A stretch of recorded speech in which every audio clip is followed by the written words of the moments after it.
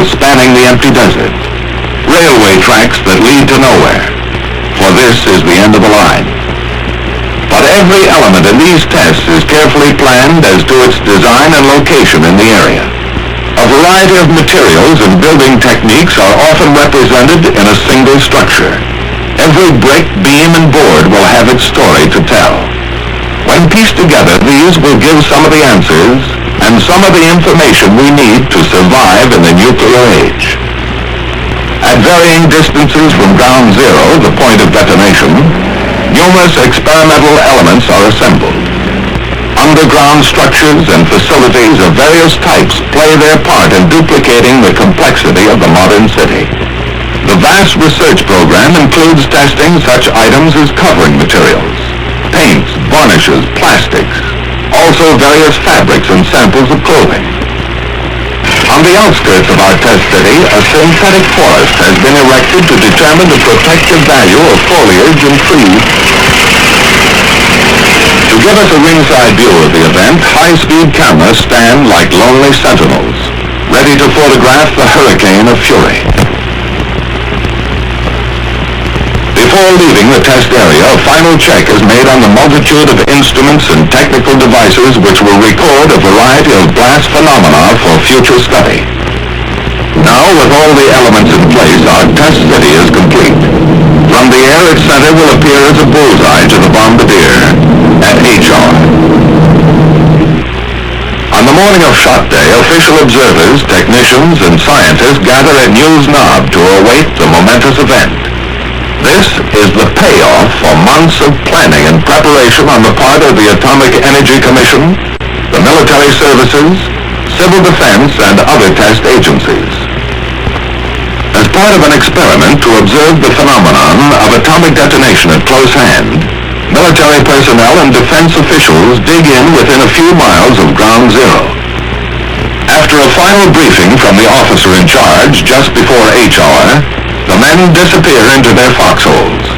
Every precaution has been taken for their safety. They're told to crouch low, shield their eyes, and remain down until the signal to rise is given.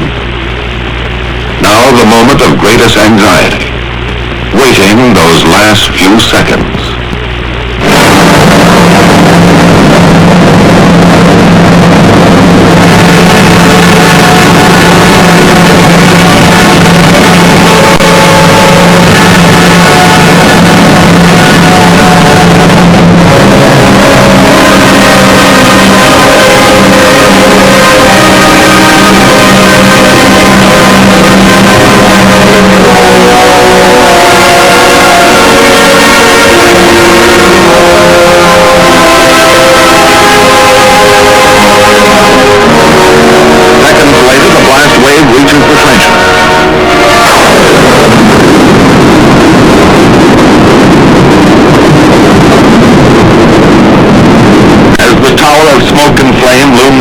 One thought is uppermost in all minds. Now it's over. The fury of it had stunned some, but not one was injured. High above, the smoke ring puffed by atomic breath rises skyward, watched by the men who had faced it. A scouting party takes the first look at the scattered wreckage of the test city. The imprint left by the hurricane of fire and blast remains here for us to read and analyze. From studies of ruins and damage such as this, we get the hard-to-come-by knowledge that helps us form rules for survival in modern warfare. While only atomic bombs are tested in Nevada, the results can be scaled for the larger, far more powerful thermonuclear weapons. A hydrogen bomb will destroy a greater area than the atomic bomb and will release more dangerous radioactive materials. But the problems of rescue caused by blast and fire along the periphery of damage remain the same. In these fringe areas, civil defense training can save many lives, lessen damage from secondary fires, and help establish emergency facilities. Now, on a helicopter, the radiological safety men measure the amount of radiation.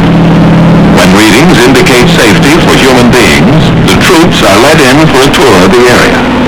By double-checking with Geiger counters every inch of the route, men can now enter safely and confidently areas spotted with radiological contamination.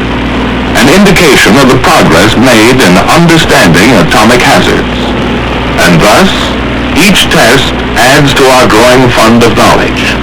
For it is only by investigating and experimenting that we get the facts to keep our military and civil defense program up to date and effective. Every bit of twisted steel makes its contribution. Blackened ruins and ashes of a structure add another chapter. The shattered wreckage of a dwelling offers an eloquent testimonial.